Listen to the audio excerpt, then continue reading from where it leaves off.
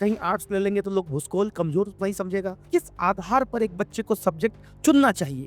Proper planning prevents poor performance. Class 10th का exam चाहे अच्छा जाए चाहे बुरा, एग्जाम खत्म होने का मजा सारे बच्चों को आता है। लेकिन उसके बाद जो एक सबसे बड़ा कंफ्यूजन बच्चों के मन में रहता है कि 11वीं में अब आगे कौन सा सब्जेक्ट लें, किस सब्जेक्ट की ओर आगे बढ़ें। साइंस में जाएं तो मैथ्स लें या बायो लें, या दोनों ले लें, दोनों नाव पर सवार हो जाएं। कॉमर्स की ओर बढ़ें या आर्ट्स की ओर बढ़ें, कहीं आर्ट्स ले लेंगे तो लोग भूसकोल कमजोर नहीं समझेगा। कॉमर्स लेंगे तो करियर बनेगा कि नहीं बनेगा, और साइंस में मैथ्स लेंगे तो क्या क्या ऑप्शंस है, या किस आधार पर एक बच्चे को सब्जेक्ट चुनना चाहिए। इस कंफ्यूजन का जवाब लेकर के मैं नवनीत भार्गव आ गया हूं आपके मैक्स फिजिक्स दरभंगा के ऑफिशियल यूट्यूब चैनल पर। मेरे प्यारे बच्चे, आपको 10th के बाद जो 11th में सब्जेक्ट चुनना चाहिए तो किन किन फैक्टर्स का ध्यान रखना चाहिए। अगर आप मैथ्स को सेलेक्ट करते हैं तो मैथ्स में क्या क्या अपॉर्चुनिटीज हैं, क्या क्या अवसर हैं। अगर आप बायोलॉजी को चुनते हैं तो बायोलॉजी में आपके पास क्या क्या करियर विकल्प हैं। अगर आप कॉमर्स के क्षेत्र में आगे बढ़ते हैं तो वहां पे आपके पास क्या क्या रास्ते हैं। आर्ट्स क्या लेना सही रहेगा या आर्ट्स लेना गलत, इन तमाम सवालों का जवाब देने में नवनीत भार्गव मैक्स फिजिक्स के ऑफिशियल यूट्यूब चैनल पर आप तमाम लोगों का स्वागत करता हूं। मेरे प्यारे बच्चों, आप इस चीज को समझिए। एक अच्छा सब्जेक्ट सिलेक्शन, प्रॉपर प्लानिंग के साथ चुना गया सब्जेक्ट, आपको P5 फॉर्मूला पर काम करना है। Proper planning prevents poor performance. अगर 11th स्टार्ट करने से पहले आप अंत तक इस वीडियो को देख के फिर उसके अकॉर्डिंग एक सब्जेक्ट का सिलेक्शन करते हैं अपने लिए, तो यकीन माने प्रॉपर प्लानिंग से आप अपने उन दोस्तों से आगे निकल जाएंगे जो हरबरी में कोई भी सब्जेक्ट ले लेते हैं, जो भैया के कहने पर, दीदी के कहने पर, बुआ के कहने पर, पापा के कहने पर और सामाजिक प्रेशर में, सोसाइटी के प्रेशर में आकर के कोई भी सब्जेक्ट ले लेते हैं।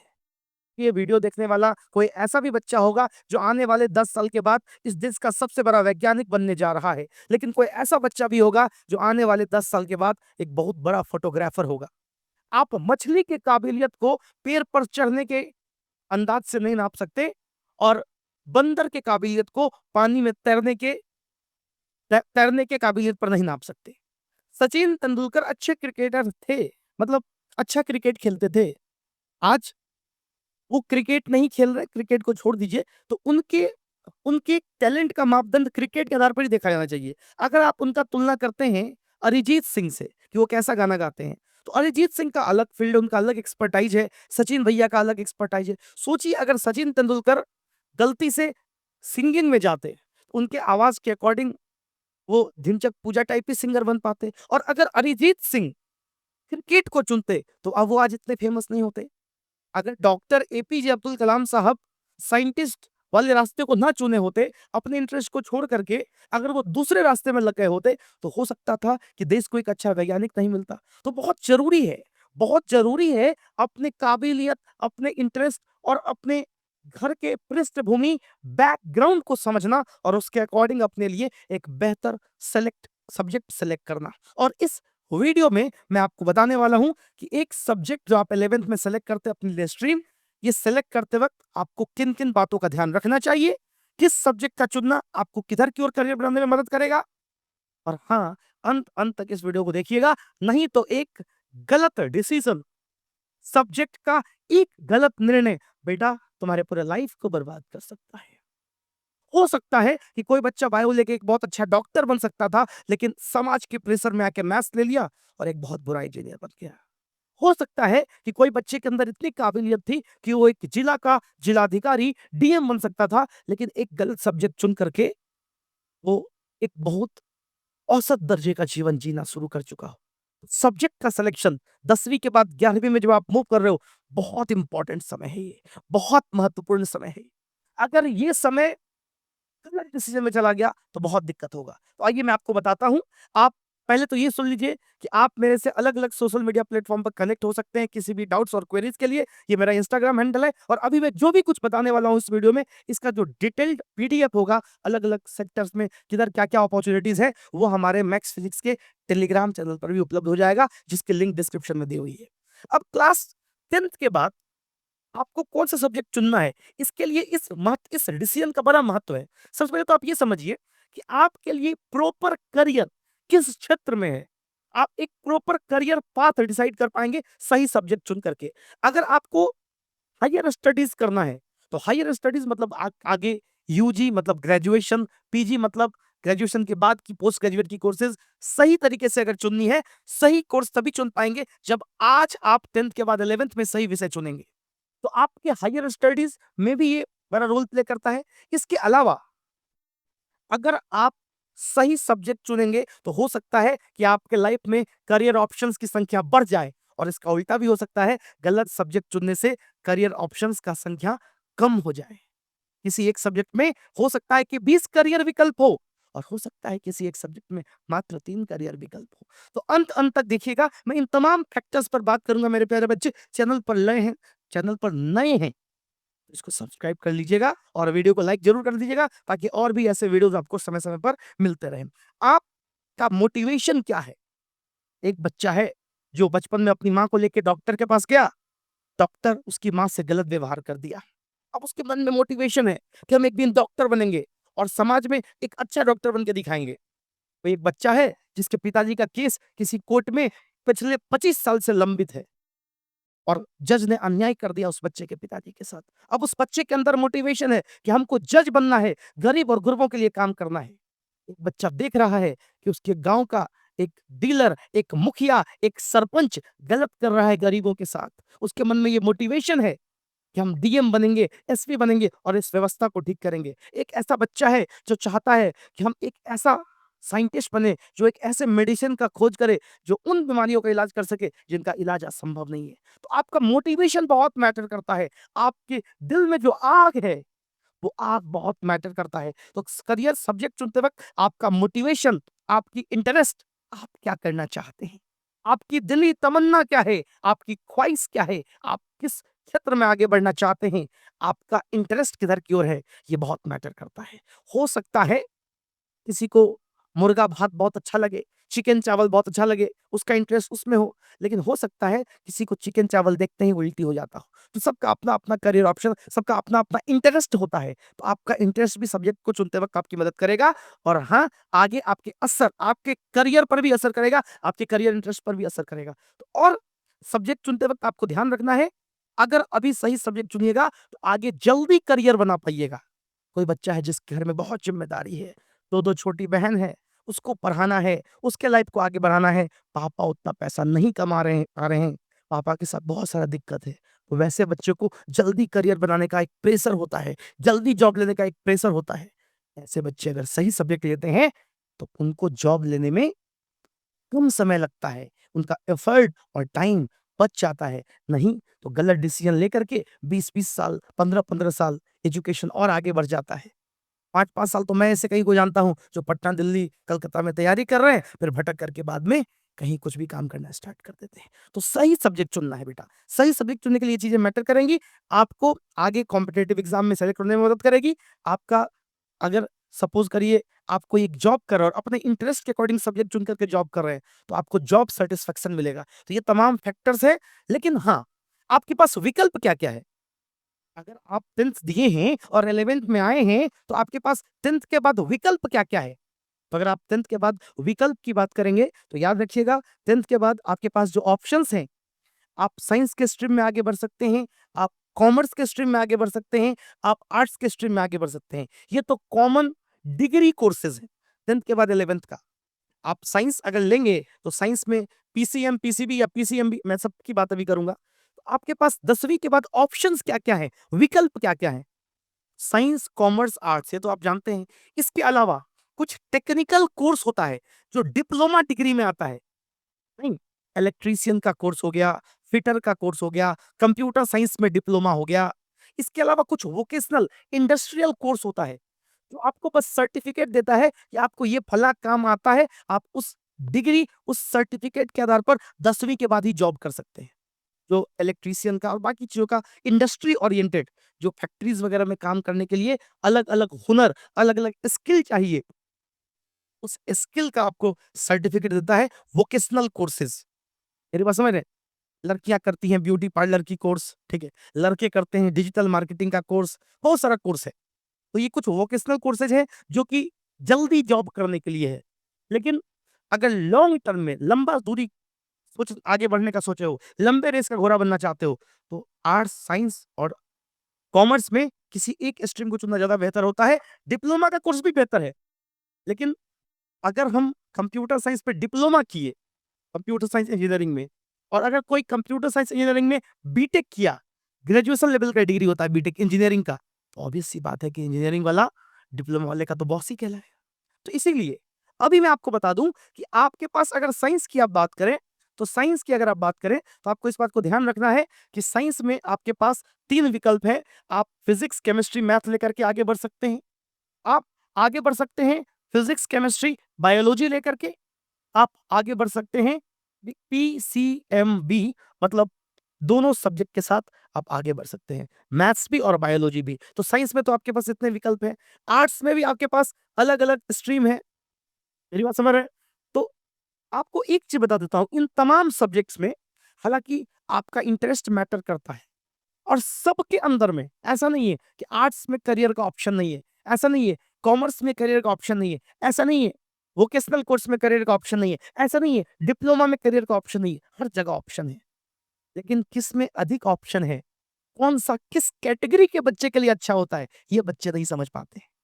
एक गलत ट्रेंड चला हुआ है कि बढ़िया नंबर आया तो साइंस ले लिए, साइंसों में मैथ फिर बायोलॉजी। अब बच्चा को लगता है मैथ लिए हैं तो इंजीनियर बनेंगे, बायोलॉजी बायोलॉजी लिए हैं तो डॉक्टर बनेंगे। ऐसा नहीं है, और भी बहुत सारा ऑप्शन है। सुनिए तो अंत अंत तक सुनिए। अगर हम लोग आगे बात करें कि आपके पास सब्जेक्ट का कॉम्बिनेशन क्या-क्या है, तो पहला सब्जेक्ट का कॉम्बिनेशन आपका पीसीएम, फिजिक्स, भौतिकी, केमिस्ट्री, रसायन और मैथमेटिक्स, गणित का है।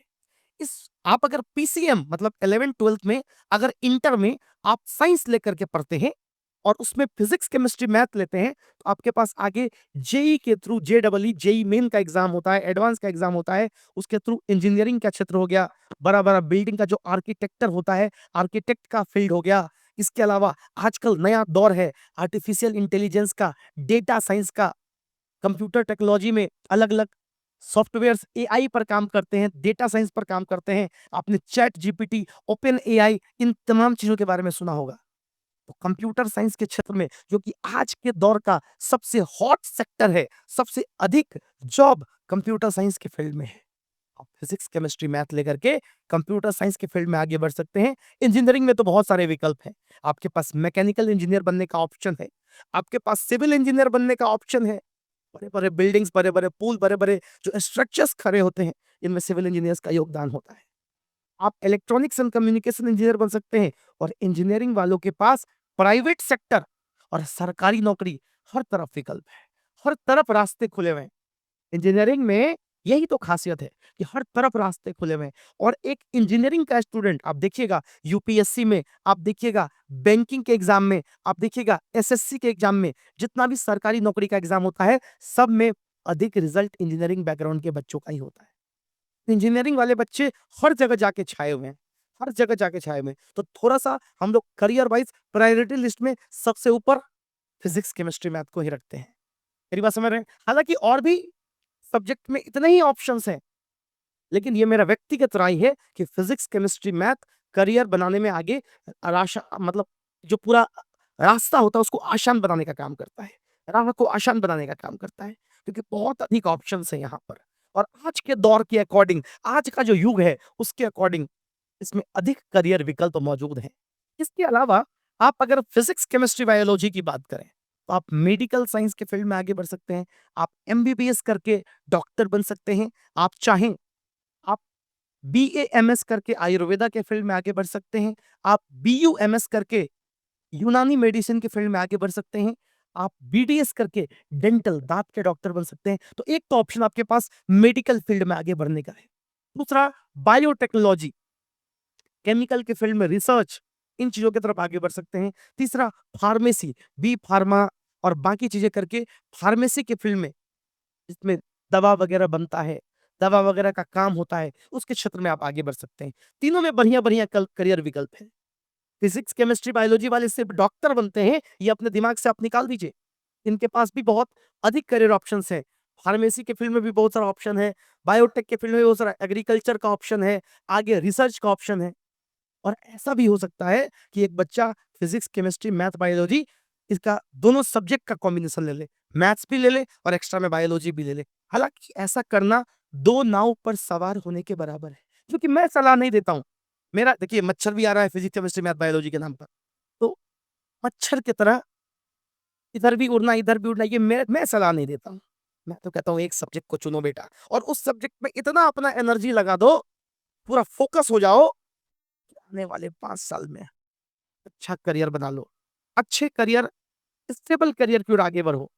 फिजिक्स, केमिस्ट्री, मैथ, बायोलॉजी में इंजीनियरिंग की तरफ भी जाने का ऑप्शन रहेगा, मेडिकल फील्ड में भी जाने का ऑप्शन रहेगा। मुख्य तौर पे एग्रीकल्चर, कृषि के क्षेत्र में ऐसा बहुत सारा कोर्स है, ऐसा बहुत सारा जॉब है, जिसके बारे में बहुत सारे बच्चों को पता भी नहीं होता है। उस पे जाने का ऑप्शन मिलता है। लेकिन मेरा पर्सनल सलाह रहेगा बच्चों को, या तो फिजिक्स, केमिस्ट्री, मैथ चुन लीजिए या फिजिक्स, केमिस्ट्री, बायोलॉजी चुन लीजिए। दोनों नाव पर सवार होने की जरूरत नहीं है। मेरा ये व्यक्तिगत सोच है, मेरा ये पर्सनल मानना है। इसके बाद अगर आप आगे कॉमर्स की बात करते हो, तो कॉमर्स विद मैथ लेके अगर चलोगे, मतलब कॉमर्स स्ट्रीम तो रहेगा, उसमें मैथ्स भी एज ए सब्जेक्ट रखोगे, तो आप फाइनेंस के सेक्टर में, इकोनॉमिक्स के सेक्टर में, बिजनेस स्टडीज के सेक्टर में, ये अलग अलग विषय हैं, इस क्षेत्र के पारंगत हो सकते हो। फाइनेंस मिनिस्ट्रीज के अंदर में गवर्नमेंट जॉब है। इसके अलावा अलग अलग कंपनीज के अंदर में, फाइनेंस डिवीजन में, प्राइवेट सेक्टर में बहुत सारा जॉब है, बहुत अधिक मात्रा में जॉब है। अगर आप कॉमर्स को मैथ्स के साथ पढ़ते हो तो यहाँ भी करियर विकल्प है। हालांकि करियर विकल्प में नंबर ऑफ करियर अपॉर्चुनिटीज या नंबर ऑफ जॉब अपॉर्चुनिटीज में मैं सबसे ऊपर हमेशा फिजिक्स, केमिस्ट्री, मैथ्स को रखता हूं। लेकिन कॉमर्स के क्षेत्र में भी अपार संभावनाएं हैं, बिल्कुल हैं। अब कॉमर्स अगर बिना मैथ का पढ़ते हो, विदाउट मैथ, आप मार्केटिंग के क्षेत्र में बीबीए करके, मार्केटिंग के क्षेत्र में बीकॉम करके भी लोग सेल्स वगैरह के क्षेत्र में काम करते हैं। लेकिन बेहतर मैं वही मानूंगा, मैं बार-बार कहता आ रहा हूँ, आप लॉ के क्षेत्र में, अलग-अलग कंपनी का लॉ डिवीज़न होता है, जिसमें कंपनी के कानूनी चीज़ों को लोग देखते हैं। उधर आगे बढ़ सकते हो, आप अपना बिज़नेस कर सकते हो, आप सीए बन सकते हो, तो पैसा तो यहाँ पर भी अपार है। कॉमर्स के क्षेत्र में भी पैसा अपार है। अब हम लोग बात करते हैं आर्ट्स की, तो आर्ट्स में देखो सबसे जो एक ट्रेंड है कि अगर वैसे तो हम लोग के बिहार, उत्तर प्रदेश जैसे राज्यों में लोग सोचते हैं कि जो हुसकोल बच्चा उसको आर्ट्स रखवा दो, नहीं पढ़ना पड़ेगा, ऐसे ही पास कर जाएगा। लेकिन ये गलत सोच है। अगर किसी बच्चे का ड्रीम है कि हम सिविल सर्विसेज़ की तरफ बढ़ें, तो वो 11th-12th में आर्ट्स ले सकता है। लेकिन एक्चुअली है क्या कि 11th-12th में मेरे समझ से अगर कोई बच्चा साइंस लेकर के पढ़ता है, तो लॉजिकल सोचना उसका बढ़ जाता है। आर्ट्स के क्षेत्र में अगर इंटरेस्ट है, अगर आप मीडिया के क्षेत्र में आगे बढ़ना चाहते हैं, पत्रकारिता की जगत पे अपना नाम बनाना चाहते हैं, अगर आप चाहते हैं कि आप कानूनी पढ़ाई करें, लेकिन दिक्कत ये है ना कि लॉ को अगर पढ़ना है आगे डिटेल में, तो क्लैट एक एग्ज़ाम देना होता है, एंट्रेंस। अब उसके लिए थोड़ा बहुत लॉजिक और मैथ्स आना चाहिए, तो फिर साइंस बैकग्राउंड मदद कर देता है। आर्ट्स में आप आगे प्रोफेसर, अगर आप एकेडमिक्स में टीचिंग में आना चाहते हैं, किसी एक सब्जेक्ट पर आपको कमांड करना है, उस क्षेत्र में आगे बढ़ना चाहते हैं, तो आर्ट्स में भी बहुत सारे करियर ऑप्शंस हैं। बहुत सारे गवर्नमेंट सेक्टर के जॉब हैं, जो आर्ट्स के लिए ही है। आर्ट्स के क्षेत्र में भी अपार संभावनाएँ हैं, लेकिन आपको लंबे समय तक पढ़ना पड़ेगा। टेक्निकल सब्जेक्ट्स में क्या है कि 2-4 साल का डिग्री, उसके बाद जॉब का ऑप्शन है अगर बढ़िया से पढ़े तो। लेकिन आर्ट्स में लंबे समय तक पढ़ना पड़ता है। ये ट्रेडिशनल सब्जेक्ट है, परंपरागत विषय है। इसीलिए ये समस्या है इसमें। आगे अगर हम लोग चलें, तो हम लोग एक चीज़ समझते हैं कि आपको कोई भी करियर ऑप्शन चुनना है, तो किसी भी करियर ऑप्शन को चुनते वक़्त आपको इन 3 चीज़ों का ध्यान रखना चाहिए। पहला, आपका अपना इंटरेस्ट किसमें है? हो सकता है किसी आदमी को रसगुल्ला बहुत पसंद है, लेकिन कोई किसी को लड्डू ही खाने में मज़ा आता है।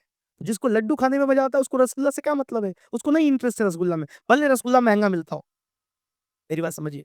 हो सकता है आपको आपको बहुत अच्छा लगता है नॉन-वेज खाना, लेकिन आपका दोस्त को नॉन-वेज देखते ही मन भिनक जाता है, बुरा लगता है। तो सबका अपना-अपना इंटरेस्ट है। आप मेरी बात समझ पा रहे हैं? सबका अपना-अपना रुचि है, तो सबसे पहले आपको अपना इंटरेस्ट समझना पड़ेगा।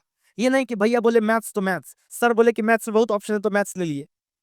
बायोलॉजी में कोई बोल दिया कि बहुत ऑप्शन है, चच्चा बोल रहे हैं कि तुम नहीं डॉक्टर बनो तो चच्चा नहीं पढ़ाई करेंगे, पापा नहीं पढ़ाई करेंगे, सर नहीं पढ़ाई करेंगे, पढ़ाई आपको करना है। तो आप जिस सब्जेक्ट पर लंबे-लंबे समय तक बैठ कर के पढ़ाई कर सकते हैं, जिसको पढ़ने में आपको मजा आता है, जिधर आपकी इंटरेस्ट है, जिधर आपकी रुचि है, आप उस विषय को चुनिए। आप गलत विषय को मत चुनिए, आप किसी के बहकावे में मत आइए। आप अपने अंतरात्मा की आवाज़ सुनिए। लेकिन आपको मान लीजिए बहुत इंटरेस्ट है एक पर्टिकुलर विषय में, अब उस विषय में जिधर आपका इंटरेस्ट है, अब मान लो कि बच्चा को 4 चीज़ खाने के लिए दिए, चावल, दाल, रोटी सब्जी और कुरकुरे। अब उसको इंटरेस्ट है कि हम कुरकुरे खाएं, तो उसको तो नहीं पता है कि बहुत कुरकुरे खाएगा तो पेटवा खराब हो जाएगा, उसका तबीयत खराब हो जाएगा, बीमारी हो जाएगा। तो आपको जिस सब्जेक्ट में इंटरेस्ट है, अब उस सब्जेक्ट में गाइडेंस लीजिए किसी एक्सपर्ट से कि इस विषय में अभी और आने वाले 10 साल के बाद करियर ऑप्शन सब रहेगा कि नहीं रहेगा। अब आप ऐसा कोई सब्जेक्ट चुन लीजिए जिसमें आज तो बहुत जॉब है, लेकिन इस जमाने में ये एआई का जमाना है। बहुत सारा जॉब है, जो अब कंप्यूटर खुद कर लेगा, मशीन खुद कर लेगा, उसके लिए आदमी की जरूरत नहीं पड़ेगी। पहले बैंक में कितना लाइन लगता था, बैंक में कितना हायरिंग होता था। आज 80% लोग पढ़े लिखे, 80% लोग अपना सारा काम बैंक का मोबाइल पे कर लेते हैं। बैंक में कम भीड़ लगता है, तो बैंक में रोजगार भी कम हो जाएगा। ऐसा बहुत सारा सेक्टर है जिसमें आने वाले 10 साल के बाद कम जॉब रहेगा। तो आप जिस सब्जेक्ट में आपका इंटरेस्ट है, आप किसी भैया से, किसी सीनियर से, किसी एक्सपर्ट से सलाह लीजिए, गाइडेंस लीजिए कि क्या इस क्षेत्र में अभी और आने वाले समय में करियर विकल्प मौजूद रहेगा या ये जॉब खत्म हो जाएगा। मेरी बात समझ रहे हैं आप? जैसे आज से 15 साल पहले, 20 साल पहले पोस्ट ऑफिस में बढ़िया वैकेंसीज होती थी, लेकिन आज पोस्ट ऑफिस कितना परसेंट लोग यूज करता है? वही सरकारी कागज वगैरह आता है तो करता है, तो पोस्ट ऑफिस क्यों भर्ती लेगा लोगों का? आप समझिए मेरी बात।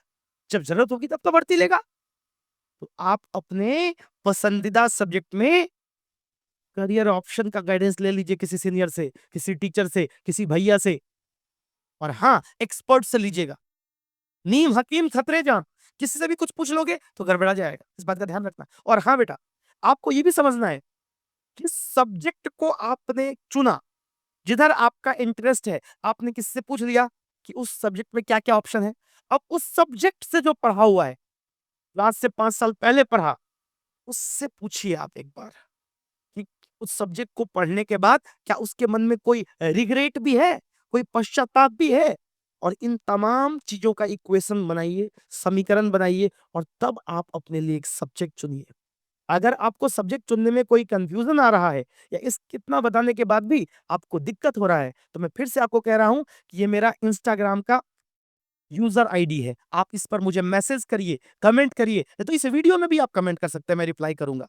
आप मुझे पर्सनली भी मैसेज कर सकते हैं किसी तरह के क्वेरी के लिए।